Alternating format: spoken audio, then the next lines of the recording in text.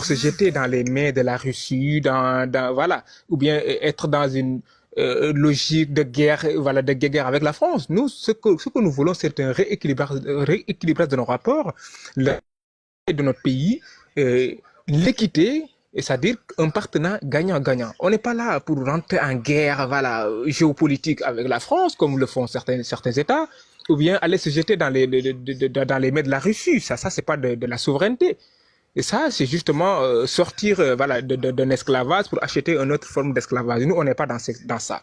Ce que voilà, nous véhiculons comme message, c'est que d'abord le respect du Sénégal, le respect de l'Afrique, également le respect de nos partenaires.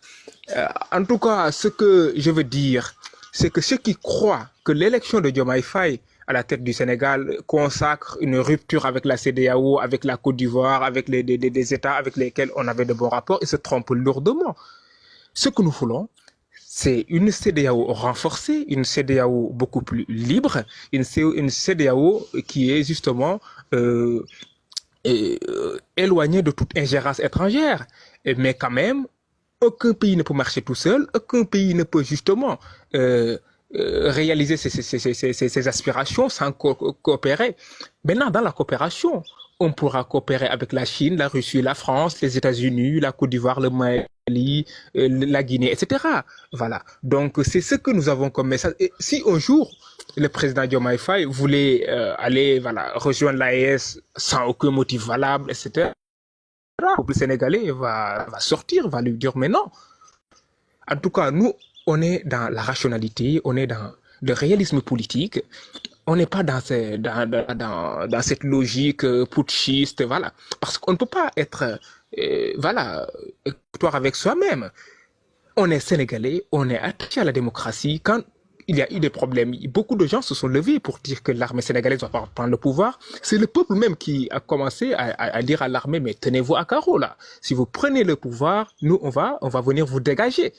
Nous, on n'est pas un État qui a une culture putschiste. Nous ne sommes pas une population attachée à ces considérations-là.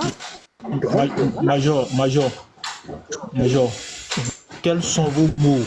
Quels sont vos mots à l'encontre de l'armée, vu qu'ils ont été très disciplinés?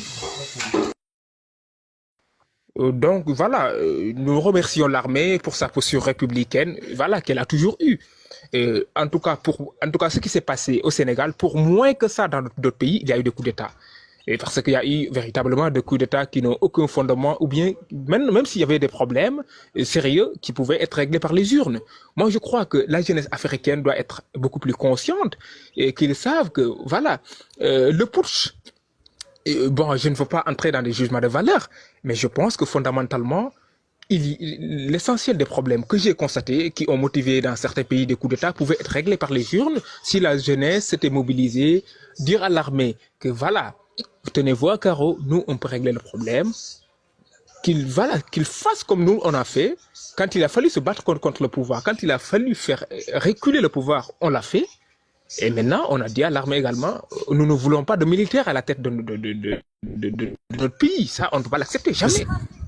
Monsieur Mayor, oui, vraiment, merci beaucoup d'être là. Vous allez rester, je vais vous poser une question. Ça, c'est un constat, en fait. Monsieur Mou, fermez vos micros, s'il vous plaît. Nous sommes vraiment très ravis de vous avoir sur nos panels. Je pense qu'il y a beaucoup de personnes qui vont vous poser des questions.